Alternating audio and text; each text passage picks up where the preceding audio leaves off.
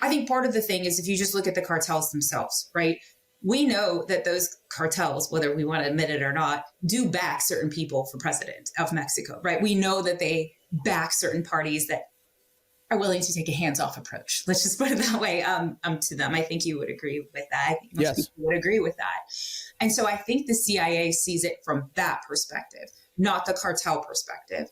Who should be in power that will further our interests as a country from a national security perspective?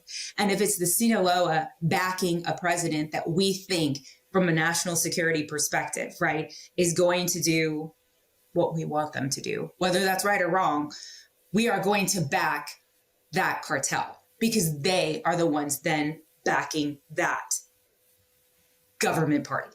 I think that's where it's coming from, because that's what we saw a lot of in Colombia, quite frankly, obviously with the FARC and Uribe and all of that, when the CIA was involved in that, right? There's no question.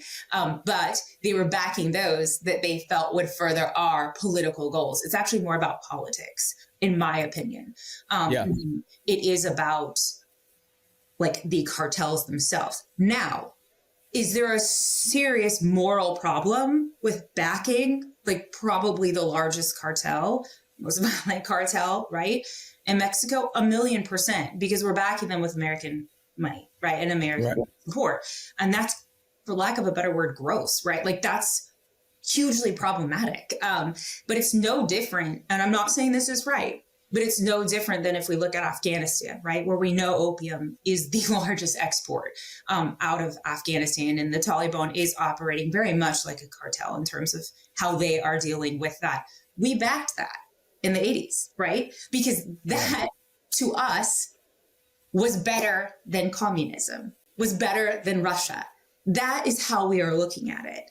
Now, it doesn't feel good to say that, right?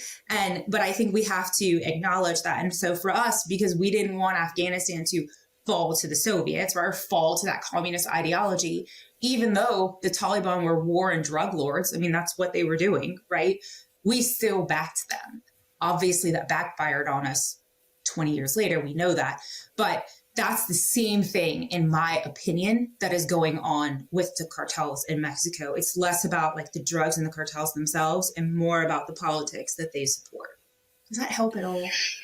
Yeah, no, it's great. It's gonna lead me to the next thing is, the last 4 years we had an administration who kind of was hands off as well on our end. And we could say that I don't want to make this a politically left, right, anything other than it was a very open border, which is very dangerous for our own country. And we all kind of know that, right? Totally agree. What do you think?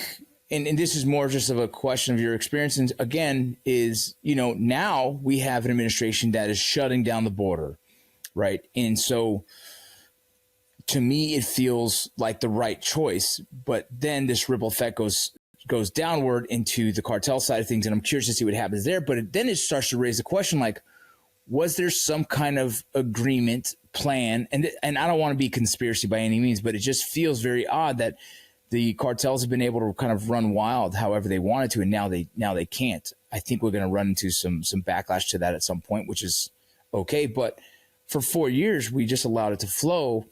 And it almost feels like, does that mean there was some kind of partnership in the sense? That's a very crazy question, but I'm very curious to know what you think, in the sense of like, we went from almost no rules to now we definitely have, repercussions for their actions.